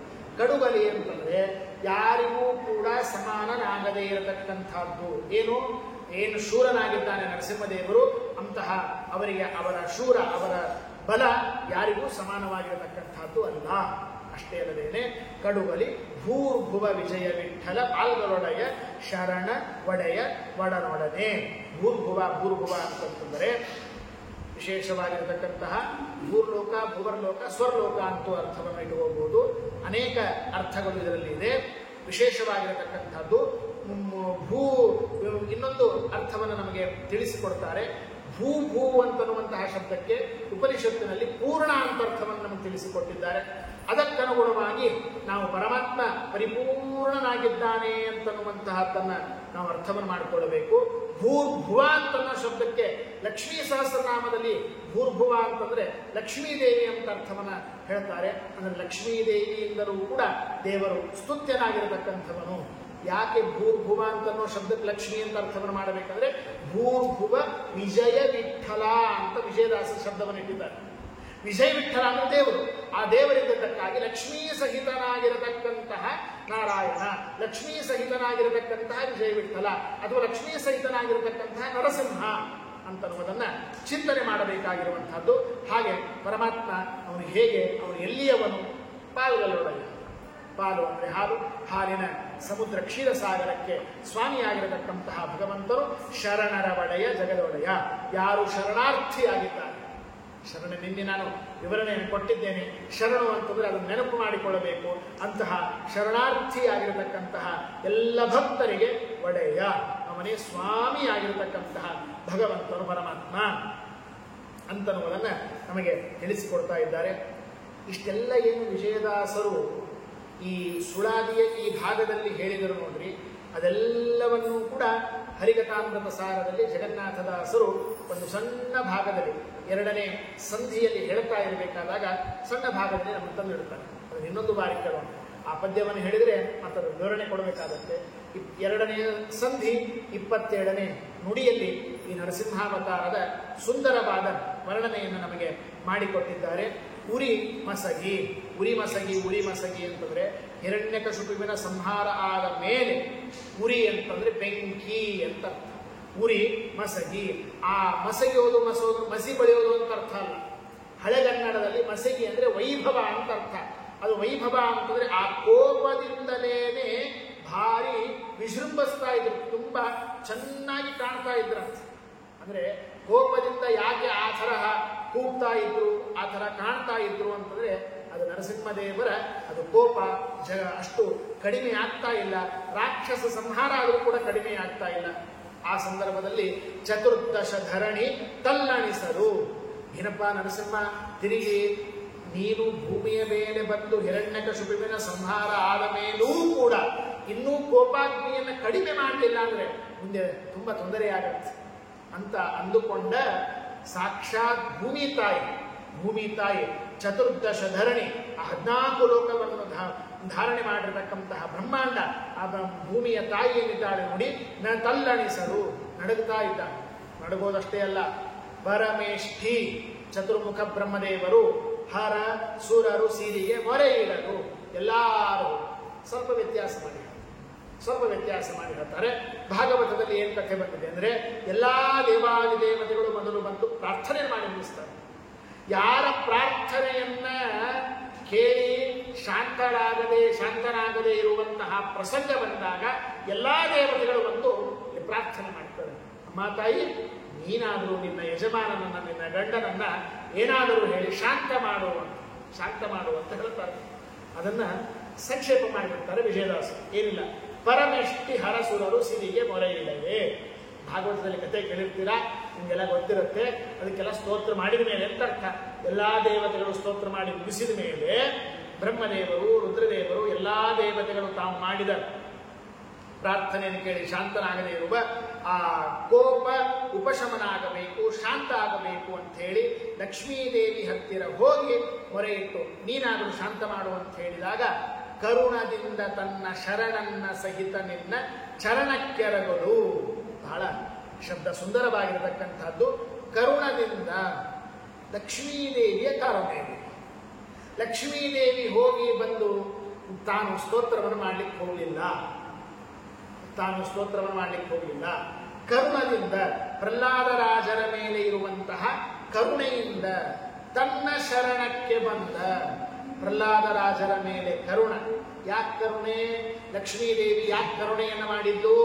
ನೀನು ಈ ಭಕ್ತ, ಈ ಪ್ರಹ್ಲಾದ ದೇವರಿಗೆ ಶರಣು ಹೋದವನು, ಎಲ್ಲಾ ಕಷ್ಟಗಳು ಬಂದಾಗಲೂ ಕೂಡ ಪರಮಾತ್ಮನಿಗೆ ಶರಣು ಹೊಂದದ್ದಕ್ಕಾಗಿ ಶರಣನ್ನ ಸಹಿತ ಶರಣು ಬಂದಿರತಕ್ಕಂತಹ ಆ ಪ್ರಹ್ಲಾದರಾಜರನ್ನ ಕೂಡಿಸಿಕೊಂಡು ನಿನ್ನ ಚರಣಕ್ಕೆರಗಲು. ಲಕ್ಷ್ಮೀದೇವಿ ಹೇಳ್ತಾಳ, ಹೋಗು ಪ್ರಹ್ಲಾದ, ನೀನ್ ಪರಮಾತ್ಮನಿಗೆ ನಮಸ್ಕಾರ ಮಾಡು, ನರಸಿಂಹನಿಗೆ ನಮಸ್ಕಾರ ಮಾಡು, ನೀನ್ ಪ್ರಾರ್ಥನೆ ಮಾಡು ಅಂತ ಕರುಣೆ ಮಾಡಿ ಆ ಪ್ರಹ್ಲಾದರಾಜರನ್ನ ಪರಮಾತ್ಮನ ಹತ್ತಿರ ಕಳಿಸ್ತಾ ಇದ್ದಾಳೆ. ಕಳಿಸುವಂತಹ ಪ್ರಸಂಗ ಬಂದಾಗ ಪರಮಶಾಂತ ಪರಮಾತ್ಮ ಪ್ರಹ್ಲಾದರಾಜರ ಮಾತನ್ನ ಕೇಳಿಕೊಂಡು ಅತಿಯಾಗಿ ಶಾಂತನಾಗ್ತಾನೆ, ಪರಿಪೂರ್ಣ ಶಾಂತನಾಗಿ ಹೋಗ್ತಾನೆ. ಹರಲಿದೆ ದಯವನ್ನ, ಸಂಪೂರ್ಣವಾಗಿ ಶಾಂತನಾಗಿ ನರಸಿಂಹದೇವರು ದಯವನ್ನು ತೋರ್ತಾ ಇದ್ದಾರೆ, ಅನುಗ್ರಹವನ್ನು ಮಾಡ್ತಾ ಇದ್ದಾರೆ. ಸುರರು ಕುಸುಮ ವರುಷ ಗರೆಯಲು. ಯಾವಾಗ ಪ್ರಹ್ಲಾದರಾಜರು ಮಾಡಿರುವಂತಹ ಸ್ತೋತ್ರ ಏನಿದೆ ನೋಡಿ, ಆ ಸ್ತೋತ್ರವನ್ನು ಕೇಳಿ ಯಾವಾಗ ನರಸಿಂಹದೇವರು ಶಾಂತರಾದರೋ ಎಲ್ಲಾ ಸುರರು, ಎಲ್ಲಾ ದೇವಾದಿ ದೇವತೆಗಳೆಲ್ಲರೂ ಕೂಡ ಕುಸುಮ ಅಂದ್ರೆ ಹೂವುಗಳು, ವರುಷ ಅಂದ್ರೆ ಮಳೆ, ಆ ಹೂವಿನ ಮಳೆ ಅಂದ್ರೆ ಪುಷ್ಪವೃಷ್ಟಿ ಅಂತ ಅರ್ಥ. ಆ ಪುಷ್ಪವೃಷ್ಟಿಯನ್ನ ನರಸಿಂಹದೇವರ ಮೇಲೆ ಮಾಡ್ತಾರೆ. ನರಸಿಂಹದೇವರ ಮೇಲೆ ಎಲ್ಲಾ ದೇವಾದಿ ದೇವತೆಗಳು ಹಾಡಿ ಹೊಗಳಿ ಅವನ ಮೇಲೆ ಮಾಡಿ ಬಿಸಿಯಾದ ಮೇಲೆ ವಿಶೇಷವಾಗಿ ಸ್ತೋತ್ರವನ್ನು ಹೇಳಿಕ್ಕೆ ಹೋಗುವುದಿಲ್ಲ. ನರಸಿಂಹದೇವರು ಏನು ಸ್ತೋತ್ರವನ್ನು ಮಾಡಿ, ವಿಜಯದಾಸರು ಏನ ಪ್ರಹ್ಲಾದರಾಜರು ಸ್ತೋತ್ರವನ್ನು ಮಾಡಿದರು ಅಂತ ಹೇಳಿ ಹೋಗೋದಿಲ್ಲ, ಸಂಕ್ಷೇಪ ಮಾಡಿ ಮುಗಿಸ್ಬಿಡ್ತಾರೆ. ಒಂದು ಶಬ್ದದಿಂದಲೂ ಅದನ್ನು ವರ್ಣನೆ ಮಾಡೋದಿಲ್ಲ, ಸೂಚನೆ ಮಾಡೋದಿಲ್ಲ. ಯಾಕೆ ಹೇಳಿ, ಒಂದು ಶಬ್ದದಲ್ಲಿ ಹೇಳುವ ಸ್ತೋತ್ರವನ್ನ ಪ್ರಹ್ಲಾದರಾಜರು ಮಾಡಿದರು. ಅದ್ಭುತವಾದ ಸ್ತೋತ್ರ, 42 ಶ್ಲೋಕದ ಸ್ತೋತ್ರ ಇದೆ ಪ್ರಹ್ಲಾದರಾಜರು ಮಾಡಿದ ಸ್ತೋತ್ರ. ಏನು ತತ್ವ, ಏನು ಸಿದ್ಧಾಂತ, ಪ್ರಮೇಯ. ದೇವರ ಜೊತೆಗೆ ಹೇಗೆ ನಾವು ಪ್ರಾರ್ಥನೆಯನ್ನು ಮಾಡಬೇಕು, ದೇವರ ಜೊತೆಗೆ ಹೇಗೆ ನಮ್ಮನ್ನು ಒಡನಾಟ ಇರಬೇಕು, ದೇವರನ್ನು ಹೇಗೆ ತಿಳ್ಕೋಬೇಕು, ನಮ್ಮಲ್ಲಿ ಯಾವುದಕ್ಕೆ ಪ್ರಾಶಸ್ತ್ಯವನ್ನು ಕೊಡಬೇಕು, ಎಲ್ಲವನ್ನು ಹೇಳ್ತಾರೆ. ನೀನು ಬ್ರಾಹ್ಮಣನಾಗಿದ್ದಿ ಅಂದರೆ ಅದಕ್ಕೆ ಯಾವ ವಿಧವಾಗಿರತಕ್ಕಂತಹ ಗೌರವ ಇಲ್ಲ. ನಿಷ್ಠುರವಾಗಿ ಹೇಳ್ತಾರೆ. ಇವತ್ತಿನ ದಿವಸ ಸಮಾಜದಲ್ಲಿ ನಮಗೇನಾಗಿದೆ ಅಂದರೆ ನಮ್ಮನ್ನು ಕರೀತಾರೆ, ನಮಗೆ ಯಾರೋ ಗೌರವವನ್ನು ಕೊಡ್ತಾರೆ ಅಂತನ್ನುವುದಕ್ಕಾಗಿ ನಾವು ಏನಾದರೂ ಸಂಕೋಚಕ್ಕೊಳಗಾಗಿ ಪುರಾಣಗಳನ್ನು ಹೇಳೋದನ್ನು, ಶಬ್ದಗಳನ್ನು ನಾವು ಇದನ್ನು ಮಾಡ್ತೇವೆ. ಅದರಲ್ಲಿಯೂ ಕೂಡ ಇವತ್ತಿನ ದಿವಸ ಹೊರಗೆಲ್ಲಾದರೂ ಕೂಡ ನಾನು ಆಡಿದ ಮಾತನ್ನು ಕೇಳಿ ತಪ್ಪು ಭಾವಿಸಿ ಅದರಿಂದ ಏನೋ ಉದ್ವೇಗಗಳಾಗಬಹುದು, ಕಷ್ಟಗಳು ಬರಬಹುದು ಅಂತನ್ನೋದಕ್ಕಾಗಿ ಅರ್ಥವನ್ನು ಸಂಕೋಚ ಮಾಡ್ತೇನೆ, ಹೇಳೋದೇ ಇಲ್ಲ, ಬಿಟ್ಟು ಬಿಡ್ತೇನೆ, ಈ ಥರ ಅಲ್ಲ. ಆದರೆ ಪ್ರಹ್ಲಾದರಾಜರಿಗೆ ಯಾವ ಸಂಕೋಚ ಇಲ್ಲ, ವಿಜಯದಾಸರಿಗೆ ಯಾವ ಸಂಕೋಚ ಇಲ್ಲ, ಟೀಕಾಕೃತ್ಪಾದರಿಗೆ, ವ್ಯಾಸರಾಜರಿಗೆ ಯಾವ ಸಂಕೋಚ ಇಲ್ಲ. ಇದ್ದದ್ದನ್ನು ಇದ್ದಾಗ ವರ್ಣನೆ ಮಾಡ್ತಾರೆ. ನಿಷ್ಠುರವಾಗಿ ಪ್ರಹ್ಲಾದರಾಜರು ನರಸಿಂಹದೇವರನ್ನು ಸ್ತೋತ್ರವನ್ನು ಮಾಡುವಾಗ ಒಂದನ್ನು ಹೇಳಿ ಮುಗಿಸ್ಬಿಡ್ತೇನೆ. ನಿಷ್ಠುರವಾಗಿ ಹೇಳ್ತಾರೆ, ಬ್ರಾಹ್ಮಣ ಅಂದ ಮಾತ್ರ ನಿನಗೇನು ಗೌರವ ಕೊಡೋದಿಲ್ಲ ದೇವರ ಹತ್ರ. ಬ್ರಾಹ್ಮಣ ಅಂದ ಮಾತ್ರ ನಿನಗೇನು ಕೊಂಬು ಬಂದಿದೆಯಾ? ಜಾತಿಯಿಂದ ದೊಡ್ಡವನಾದರೆ ಉಪಯೋಗ ಇಲ್ಲ, ಗುಣದಿಂದ ದೊಡ್ಡವನಾಗುವಂಥ. ವಿಪ್ರಾಟ್ ವಿಶೋಗುಣಯುತ ಅರವಿಂದ ನಾಮ ಪಾದಾರವಿಂದ ಮುಖ ಶ್ವಪಚಂ ವರಿಷ್ಠಂ. ಬ್ರಾಹ್ಮಣನಾಗಿ ಹುಟ್ಟು, ಬರೀ ಹುಟ್ಟೋದಷ್ಟೇ ಅಲ್ಲ, ಬ್ರಾಹ್ಮಣ ಅಂತ ಕರೆಸಿಕೊಳ್ಳಬೇಕಾದ್ರೆ 12 ಗುಣಗಳಿರಬೇಕು ಅಂತ ಹೇಳ್ತಾರೆ. ಆ 12 ಗುಣಗಳನ್ನು ನೀವು ಹೊಂದಿದ್ರು ನಿನಗೆ ಬೆಲೆ ಇಲ್ಲ. ಯಾಕೆ ಹೇಳು? ಬ್ರಾಹ್ಮಣನಾಗಿ ಹುಟ್ಟಿ ಬ್ರಾಹ್ಮಣನಲ್ಲಿ ಇರಬೇಕಾದ ಗುಣಗಳನ್ನು ಹೊಂದಿ ದೇವರಲ್ಲೇ ಭಕ್ತಿ ಇಲ್ಲ ಅಂತಂದ್ಮೇಲೆ ಅದು ವ್ಯರ್ಥ, ನಿನಗೆ ಬೆಲೆ ಇಲ್ಲ. ಯಾವ ಒಬ್ಬ ವ್ಯಕ್ತಿ ನಾಯಿಯ ಬುರುಡೆಯಲ್ಲಿ ಮಾಂಸವನ್ನು ಬೇಯಿಸಿಕೊಂಡು ತಿನ್ನುವಂತಹ ವ್ಯಕ್ತಿ ಇದ್ದ ನೋಡು, ಅವನು ದೇವರಲ್ಲಿ ಭಕ್ತಿ ಮಾಡ್ತಾ ಇದ್ದ ಅಂದ್ರೆ, ವೈಷ್ಣವನಾಗಿದ್ದ ಅಂದ್ರೆ, ಸರಿಯಾಗಿ ತತ್ವವನ್ನು ತಿಳಿದುಕೊಂಡಿದ್ದ ಅಂದ್ರೆ ನಿನಗಿಂತಲೂ ಅವನೇ ಉತ್ತಮ ಅಂತ. ಪ್ರಪಂಚಂ ವರಿಷ್ಠ ನಿಷ್ಠುರವಾಗಿ ಹೇಳ್ತಾರೆ ಪ್ರಹ್ಲಾದರಾಜ. ಅದರಿಂದಾಗಿ ಭಕ್ತಿಯೇ ಅತ್ಯಂತ ಪ್ರಧಾನ, ಭಕ್ತಿ ಅತ್ಯಂತ ಉತ್ತಮ. ನಾವು ಜೀವನದಲ್ಲಿ ಭಕ್ತಿಯನ್ನು ಮಾಡಬೇಕಾಗಿರುವಂತಹದ್ದು. ಆ ಭಕ್ತಿ ಹೇಗೆ ಮಾಡಬೇಕು? ತಾರತಮ್ಯ ಕ್ರಮದಿಂದಲೇ ಮಾಡಬೇಕು, ವ್ಯತ್ಯಾಸವನ್ನು ಮಾಡಲಿಕ್ಕಿಲ್ಲ. ಚೆನ್ನಾಗಿ ಅಲ್ಲಿ ಬೋಧನೆಯನ್ನು ಮಾಡ್ತಾರೆ.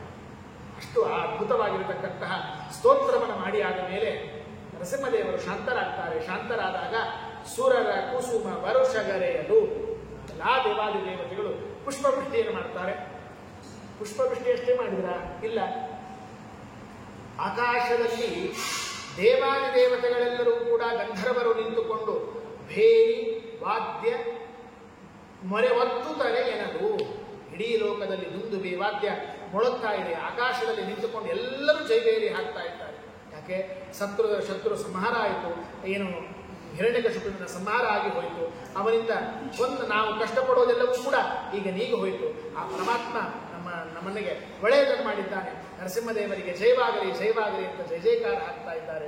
ಬೇರೆ ವಾದ್ಯ ಎಲ್ಲವೂ ಬಾರಿಸ್ತಾ ಇದ್ದಾರೆ. ಪರಿಪರಿವಾಗಲ ಪರಿಪರ ಏನೋ ಒಂದೇ ಸರ್ತಿ ನರಸಿಂಹದೇವರಿಗೆ ಜಯವಾಗಲಿ ಒಂದೇ ಸರ್ತಿ ಹೇಳಿ ಮುಗಿಸಲಿಲ್ಲ. ಆ ಜೈಘೋಷವನ್ನ ಒಂದು ಸರ್ತಿ ಮಾಡಲಿಲ್ಲ. ಪರಿಪರಿವಾಗ ಮೇಲಿಂದ ಮೇಲೆ ನೂರಾರು ಬಾರಿ ಸಾವಿರಾರು ಬಾರಿ ಆ ನರಸಿಂಹದೇವರಿಗೆ ಜೈಘೋಷವನ್ನಾಗಲಿ ಹಾಡುಗಳನ್ನಾಗಲಿ ದೇವಾದಿ ದೇವತೆಗಳು ಮಾಡ್ತಾ ಇದ್ದಾರೆ. ವಿಸ್ತಾರದಿಂದ ಕೈಕೊಳ್ಳಲು ಮರೆತು ವಿಸ್ತಾರವಾಗಿರತಕ್ಕಂತಹ ಬ್ರಹ್ಮದೇವಾದಿ ದೇವತೆಗಳು ನಾನಾ ವಿಧವಾಗಿರತಕ್ಕಂತಹ ಕೈ ಕೊಳುತ್ತಾ ನೆರೆದು ಬರೇ ಜಯ ಘೋಷವನ್ನು ಹಾಕಿಲ್ಲ. ಕೈ ಕೊಳುತ್ತಾ ಅಂತಂದ್ರೆ ತಮ್ಮ ಕೈಗಳಿಂದ ಪರಮಾತ್ಮನ ಪಾದವನ್ನು ಮುಟ್ಟಿ ನಮಸ್ಕಾರವನ್ನು ಮಾಡಿ ಪರಮಾತ್ಮನಿಗೆ ಪೂಜೆಯನ್ನು ಕೂಡ ಮಾಡ್ತಾ ಇದ್ದಾರೆ. ಸುರರುಪದ್ರವ ಹರಿಸಿ ಬಾಲಕರನ ಕಾಯಿದೆ. ಉಪದ್ರವ ಅಂದ್ರೆ ಕಷ್ಟ. ಏನು ಉಪದ್ರವ ಮಾರಾಯ ಅಂತ ಕನ್ನಡದಲ್ಲಿ ನಾವು ಹೇಳ್ತೇವೆ ನೋಡಿ. ಹಾಗೆ ಹಿರಣ್ಯಕಶಿಪು ಬ್ರಹ್ಮದೇವರಿಂದ ವರವನ್ನ ಬೇಡಿದ ಮೇಲೆ ಸುರರಿಗೆ ಉಪದ್ರವ ಇತ್ತು. ಏನು ದೇವತೆಗಳಿಗೆ ಏನಂತಾರೆ ಪೂಜೆ ಇಲ್ಲ, ಪಿತೃಗಳಿಗೆ ಶ್ರಾದ್ದಾದಿಗಳಿಲ್ಲ, ಉಳಿದ ದೇವತೆಗಳಿಗೆ ಆಹುತಿಗಳಿಲ್ಲ, ಹೀಗೆಲ್ಲ ಆಗಿತ್ತು. ಹೀಗಾಗಿ ಹಿರಣ್ಯಕಶಿಪುವಿನಿಂದಾಗಿ ದೇವತೆಗಳಿಗೆ ಉಪದ್ರವ ಇತ್ತು. ಆ ಸುರರ ಉಪದ್ರವ ಹರಿಸಿ ಪರಿಹಾರವನ್ನು ಮಾಡಿದರು. ಬರೇ ದೇವತೆಗಳಿಗೆ ಬಂದದ ಕಷ್ಟವನ್ನು ಅಷ್ಟೇ ಪರಿಹಾರ ಮಾಡಿದ್ರೆ ನರಸಿಂಹದೇವರು ಅಲ್ಲ, ಬಾಲಕನನ್ನ ಕಾಯಿದೆ. ಆ ಬಾಲಕನಾಗಿರತಕ್ಕಂತಹ ಪ್ರಹ್ಲಾದರಾಜರನ್ನು ಕೂಡ ರಕ್ಷಣೆಯನ್ನು ಮಾಡಿ ಪರ ಶ್ರೇಷ್ಠನಾಗಿರತಕ್ಕಂತಹ ಪರಮಾತ್ಮನಾಗಿರತಕ್ಕಂತಹ ಗಭೀರಾತ್ಮ ಗಂಭೀರಾತ್ಮ ಅಂತಂದ್ರೂ ನಡೆಯುತ್ತೆ, ಗಂಭೀರಾತ್ಮ ಅಂತಂತ. ಇದನ್ನ ಏನಂದ್ರೆ ಆತ್ಮ ಅಂದ್ರೆ ಸ್ವಾಮಿ, ಆತ್ಮ ಅಂದ್ರೆ ದೇವರು. ಆ ಪರಮಾತ್ಮ ಗಂಭೀರನಾಗಿದ್ದಾನೆ. ಏನು ಗಂಭೀರನಾಗಿದ್ದಾನೆ? ಅವನನ್ನ ನಾನು ತಿಳಿದುಕೊಳ್ಳಬೇಕು ಅಂತ ಎಷ್ಟು ಪ್ರಯತ್ನವನ್ನು ಮಾಡಿದರೂ ಪೂರ್ಣವಾಗಿ ನನ್ನಿಂದ ತಿಳಿದುಕೊಳ್ಳಲು ಆಗುವುದಿಲ್ಲ. ಶಾಸ್ತ್ರೀಯ ಭಾಷೆಯಲ್ಲಿ ಹೇಳುವುದಾದರೆ ಸಾಕಲ್ಯೇನ ಪರಮಾತ್ಮನನ್ನು ತಿಳಿದುಕೊಳ್ಳಿಕ್ಕಾಗುವುದಿಲ್ಲ, ಪೂರ್ಣವಾಗಿ ತಿಳಿದುಕೊಳ್ಳಿಕ್ಕಾಗುವುದಿಲ್ಲ.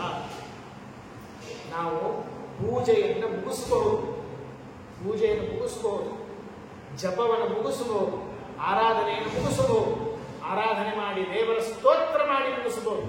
ಅದು ದೇವರನ್ನ ಗುಣಗಳು ಮುಗಿಯೋದು. ನಮ್ಮಲ್ಲಿ ಇರುವಂತಹ ಶಬ್ದ ಏನಿದೆ ನೋಡಿ, ಶಬ್ದದ ಗುಂಪು, ಶಬ್ದ ರಾಶಿಗಳು, ಶಬ್ದ ರಾಶಿಗಳೆಲ್ಲ ಮುಗಿದು ಹೋಗುತ್ತೆ.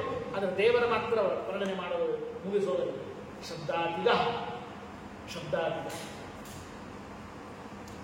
ಭಾರೀ ಮೆಡಲ್. ಅವನು ಗಳಿಸಿರುವಂತಹ ನೂರಾರು ಪದವಿಗಳನ್ನು ಗಳಿಸಿದ, ನೂರಾರು ಪದವಿಗಳನ್ನು ಗಳಿಸಿದ. ಹೆಚ್ಚು ಕಡಿಮೆ ಅದನ್ನು ಲೀಸ್ಟ್ ಹಾಕಿದರೆ ಅದು 116 ಪದವಿಗಳಿರುತ್ತೆ. ಅವರನ್ನು ಕರೆಸ್ತೇವೆ, ನಾವು ಕರೆಸಿ ಕೂರಿಸ್ತೇವೆ. ಕಳಿಸಿ ಒಂದೇ ಒಂದು ಪದವಿಯ ಹೆಸರನ್ನು ಹೇಳಿ ಅಂಥವರು ಬಂದಿದ್ದಾರೆ ಅಂತಂದ್ರೆ ಎಷ್ಟು ಬೇಜಾರಾಗುತ್ತೆ ಅವರಿಗೆ. ಅಯ್ಯೋ, ಇನ್ನು 115 ಇದೆಯಲ್ಲೋ ಮಹಾರಾಯ, ನಾನು ಪಡೆದಿರುವಂತಹ ಗೌರವ, ಸನ್ಮಾನ, ಪದವಿಗಳು 116 ಪದವಿಗಳಿದೆ, ಅದನ್ನು ಒಂದೊಂದೇ ಹೇಳಿದಲ್ಲೋ ಮಹಾರಾಯ, ಬೇಜಾರಾಗುತ್ತಾರೆ. ಹಾಗೆ ದೇವರು ಅನಂತಗುಣ ಪರಿಪೂರ್ಣನಾಗಿರತಕ್ಕಂತಹ ದೇವರನ್ನ ಶಬ್ದಗಳಿಂದ ವರ್ಣನೆ ಮಾಡಲಿಕ್ಕೆ ಹೊರಟ್ರೆ ಅವನನ್ನು ಪೂರ್ಣವಾಗಿ ವರ್ಣನೆ ಮಾಡಿ ಮುಗಿಸ್ಲಿಕ್ಕಾಗೋದಿಲ್ಲ. ಅಯ್ಯೋ, ನನ್ನನ್ನು ಇಷ್ಟೇ ವರ್ಣನೆ ಮಾಡಿದಲ್ಲೋ ಮಾರಾಯ ಅಂತ ದೇವರಿಗೆ ಬೇಜಾರಾಗ್ತದ? ಆಗೋದಿಲ್ಲ. ಕಾರಣ ಏನಂದ್ರೆ ಇವರಿಗೆ ಬೇರೆ ಉಪಾಯ ಇಲ್ಲ ಅಂತ ನಮ್ಗೆ ಗೊತ್ತಿದೆ ದೇವರು. ಅದಕ್ಕಾಗಿ ಶಬ್ದ ಸಹ, ನಾನು ಶಬ್ದಗಳಿಂದ ಮಾಡಿದ ಚಿಕ್ಕ ಪುಟ್ಟ ಸ್ತೋತ್ರವನ್ನು ಕೇಳಿ ಸಹನೆ ಆಯ್ತು, ನಿನ್ನ ಯೋಗ್ಯತೆಯೇ ಅಷ್ಟಿದೆ ಬಿಡು, ನಾನೇ ನಿನ್ನ ಮೇಲೆ ಕರುಣೆ ಮಾಡಿ ಪ್ರೀತಿ ಮಾಡಿ ಅನುಗ್ರಹವನ್ನು ಮಾಡ್ತೇನೆ ಅಂತ ದೇವರು ಬರ್ತಾನೆ. ಆದ್ದರಿಂದ ಪೂರ್ಣವಾಗಿ ಸ್ತೋತ್ರ ಮಾಡಿ ಮುಗಿಸ್ಲಿಕ್ಕೆ ಸಾಧ್ಯವಿಲ್ಲ. ಅದನ್ನು ಹೇಳ್ತಾರೆ ಗಭೀರ ಅಂತಹ ಒಳ್ಳೆ ಅದ್ಭುತವಾದ ಸ್ವರೂಪವನ್ನು ಪಡೆದಿರತಕ್ಕಂತಹ ಪರಮಾತ್ಮ.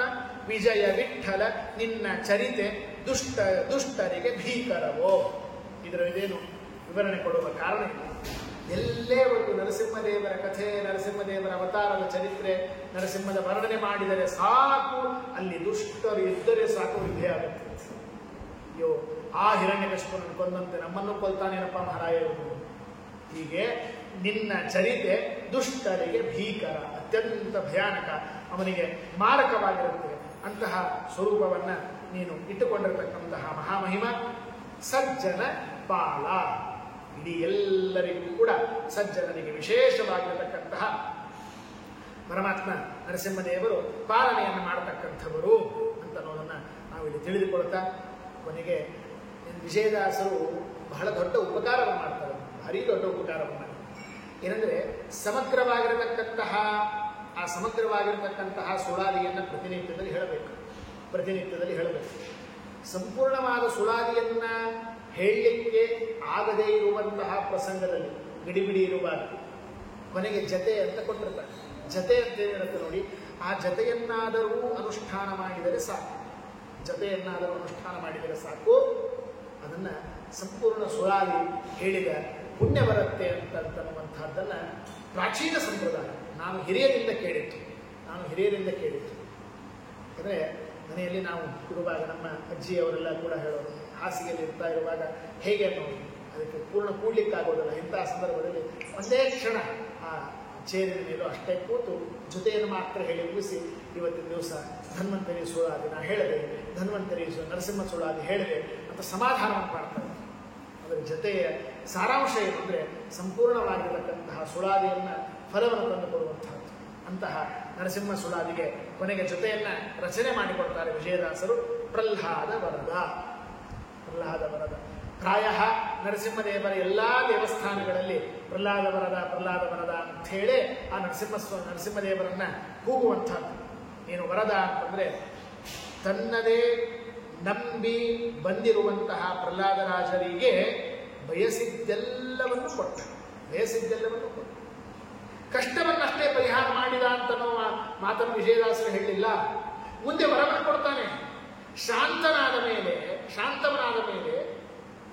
ಪ್ರಹ್ಲಾದರಾಜರೇ, ನಿಮಗೇನು ಬರಬೇಕು ಕೇಳಿ, ನಿಮಗೇನು ಬೇಕು ಕೇಳಿ ಕೊಡ್ತೇನೆ, ಎಲ್ಲ ವರವನ್ನು ಕೊಡ್ತೇನೆ. ಆಗ ಪ್ರಹ್ಲಾದರಾಜರು ವರವನ್ನು ಕೇಳ್ತಾರೆ. ವರವನ್ನು ಬೇಡಬೇಕು ಅಂತನ್ನುವಂತಹ ಬಯಕೆನೇ ಬರಬಾರದು, ಅಂತಹ ವರವನ್ನು ಕೊಡುವಂತ. ನಮಗೇನಾದರೂ ಸಿಕ್ಕಿದ್ರೆ ಒಂದೆರಡೇ ನಿಮಿಷ ಅನಿಸಿದ್ರೆ ನಮ್ಮ ಗ್ರೂಪ್, ಫ್ಯಾಮಿಲಿ ಗ್ರೂಪ್ ಇದೆ, ಒಂದು ಮೆಸೇಜ್ ಹಾಕ್ಬೇಕು, ಯಾರ್ಯಾರಿಗೆ ಏನೇನು ಬೇಕು ಅಂತ ಬರ್ತೇವೆ. ಆ ಥರ ಹಾಕಿರ್ತಾರೆ. ಅದನ್ನು ವರವನ್ನು ಕೇಳಿ. ಏನು ನಮ್ಮ ಭಾಗವತ ಆಗಲಿ ರಾಮಾಯಣಗಳಾಗಲಿ ದೇವರ ಹತ್ರ ಯಾವ ತರಹ ವ್ಯವಹಾರವನ್ನು ಮಾಡಬೇಕು, ದೇವರಿಗೆ ಹೇಗೆ ಪ್ರಾರ್ಥನೆ ಮಾಡಬೇಕು, ನಮ್ಮ ಅಂತರಂಗದ ಭಾವನೆ ಹೇಗಿರಬೇಕು, ಎಲ್ಲ ತರಹದ್ದು ತೋರಿಸ್ತಾರೆ. ನಮ್ಮ ಪ್ರಾಚೀನ ಪದ್ಧತಿ ಏನಿದೆ ನೋಡಿ ಎಲ್ಲದು. ವಿಜಯದಾಸ ಪ್ರಹ್ಲಾದರಾಜರು ಹೀಗೆ ಕೇಳಿದ್ರೆ, ಪ್ರಹ್ಲಾದರಾಜರು ಹೀಗೆ ಕೇಳ್ತಾರೆ. ಇದೇ ವಿಚಿತ್ರ. ಸ್ವಲ್ಪ ಸಲಿಗೆಯಿಂದ ಮಾತನಾಡ್ತಾರೆ ದೇವರ ಜೊತೆಗೆ ಮಾಧವರು ನಮ್ಮ ವಿಷ್ಣು ತೀರ್ಥರು ಸಲಿಗೆಯಿಂದ ಮಾತನಾಡ್ತಾರೆ. ದೇವರು ನನಗೆ ಆತ್ಮೀಯನಾದ ಗೆಳೆಯ, ಅವಿಜ್ಞಾತ ಸಖ ಅಂತ ಹೇಳ್ಕೊತೀವಿ ತಾನೆ. ಅವಿಜ್ಞಾತ ಸಖ ಅಂತ ಹೇಳ್ಕೊಂಡಾಗ ಆ ಪರಮಾತ್ಮನ ಜೊತೆಗೆ ಅವಿಜ್ಞಾತ ನನ್ನ ಗೆಳೆಯ ಜೊತೆಗೆ ಹೇಗೆ ಮಾತಾಡ್ತಾರೆ? ಅಲ್ಲೋ ಏನೋ ಹೀಗೆ ಯಾಕೆ ಮಾಡ್ತೀಯಾ, ಸಲಿಗೆಯನ್ನು ಮಾತನಾಡ್ತಾರೆ. ಹಾಗೆ ಮಾತನಾಡ್ತಾರೆ ವಿಜಯದಾಸ ನಮ್ಮ ಮಾಧವರು ವಿಷ್ಣು ತೀರ್ಥರು.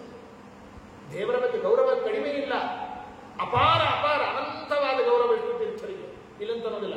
ಆದರೆ ಮಾತನಾಡ್ತಾರೆ ದೇವರ ಜೊತೆಗೆ ಏನು, ನಿನ್ನಲ್ಲಿ ಮನಸ್ಸು ಇಡೋ ನೀ ನನಗೆ ಹೇಳ್ತಿದ್ದಾನೆ. ಆದರೆ ಒಂದೇ ಸಮಸ್ಯೆ, ನನ್ನ ಮನಸ್ಸು ನಿನ್ನಲ್ಲಿ ಬರ್ತಾರೆ. ಅದಕ್ಕೆ ಏನಾದರೂ ಸೊಲ್ಯೂಷನ್ ಕೊಡಬೇಕು. ಅದಕ್ಕೆ ನಾನು ಈ ಪ್ರಾಬ್ಲಮ್ಗೆ ಒಂದು ಪರಿಹಾರ, ಏನು ಪರಿಹಾರ ಇರೋದು, ಅದಕ್ಕೆ ನಾ ಪರಿಹಾರವನ್ನು ಹೇಳ್ತೇನೆ, ಅದಕ್ಕೆ ನೀವು ಓದಬೇಕು. ದೇವರಿಗೆ ಹೇಳ್ತಾರೆ ವಿಷ್ಣು ತೀರ್ಥ, ಯತ್ರ ಯತ್ರ ಮನೋಧಾವತಿ ತತ್ರ ತೆಸ್ತು ಪದಾಂಬುಜ. ಅಧ್ಯಾತ್ಮ ರಸರಂಜಿನಿ ಬಹಳ ಸುಂದರವಾಗಿರುವಂಥದ್ದು. ನನ್ನ ಮನಸ್ಸು ಯತ್ರ ಯತ್ರ ಮನೋಧಾವತಿ, ಧಾವತಿ ಅಂದ್ರೆ ನಡೆದುಕೊಂಡು ಹೋಗುತ್ತೆ ಅಂತ ಅರ್ಥ ಅಲ್ಲ, ಓಡುತ್ತೆ. ಯಾಕೆ ಓಡುತ್ತೆ ಹೇಳಿ? ಒಂದು ಕ್ಷಣ ಇಲ್ಲಿ ಮನಸ್ಸಿನಲ್ಲಿ ಇರುತ್ತೆ, ಇನ್ನೊಂದು ಕ್ಷಣದಲ್ಲಿ ಎಲ್ಲೋ ಹೋಗಿರುತ್ತೆ ಅನ್ನಬಾರದು. ಒಂದು ಕ್ಷಣದಲ್ಲಿ ನಾವು ಭಾರತ ಸಂಚಾರ ಮಾಡಿಕೊಂಡು ಬರಬಹುದು ಇಡೀ ಮನಸ್ಸಿನಿಂದ. ಅಷ್ಟು ವೇಗದಿಂದ ಓಡುತ್ತೆ. ಅಷ್ಟು ವೇಗದಿಂದ ಓಡುವ ಮನಸ್ಸು ಎಲ್ಲೆಲ್ಲಿ ಹೋಗುತ್ತೋ ಧಾವತಿ ಗೊತ್ತಿಲ್ಲ. ನನ್ನ ಮನಸ್ಸು ನಿನ್ನ ಪಾದಾರವಿಂದದಲ್ಲಿ ಬರಬೇಕು, ಅದು ಬರ್ತಾ ಇಲ್ಲ, ಓಡಿ ಹೋಗ್ತಾ ಇದೆ.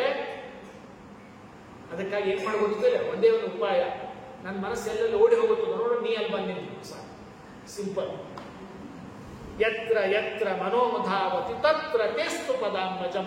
ನಿನ್ನ ಪಾದಾರವಿಂದವನ್ನು ಅಲ್ಲಿ ತಂದಿಟ್ಟು ಸಾಕು, ನಾನು ನಿನ್ನನ್ನು ಹೇಳ್ತಾನೆ.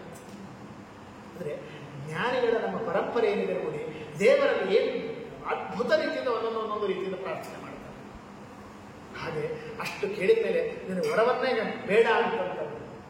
ಆ ಸಂದರ್ಭದಲ್ಲಿ ಆಗ್ಬೇಕ ಅಂತಂತ ಹೇಳಿ, ನಿನಗೇನು ವರ ಬೇಡಲ್ಲ, ನಾ ಹೊರಟೆ ಅಂತ ನರಸಿಂಹದೇವರು ಏನು ಸಂಕೋಚ ಮಾಡಿಕೊಳ್ಳಲ್ಲ, ತಿರುಗಿ ಹೊರಟ ಕ್ಷಣಕ್ಕೆ ಪ್ರಹ್ಲಾದರಾಜರು ಎದ್ದು ಬಂದವರು, ಸ್ವಾಮಿ ಒಂದು ವರ, ಈಗ ಇಷ್ಟೊತ್ತಕ್ಕೆ ವರನೇ ಬೇಡ ಅಂದಿದ್ದಲ್ಲ ಮಹಾರಾಜ, ಮತ್ತೇನು ವರ ಇಲ್ಲ, ನಮಪ್ಪ ಮಾಡಿದ ಎಲ್ಲ ಕಷ್ಟಗಳನ್ನು ಪರಿಹಾರ ಮಾಡಿ ನಮ್ಮನ್ನು ಉದ್ಧಾರ.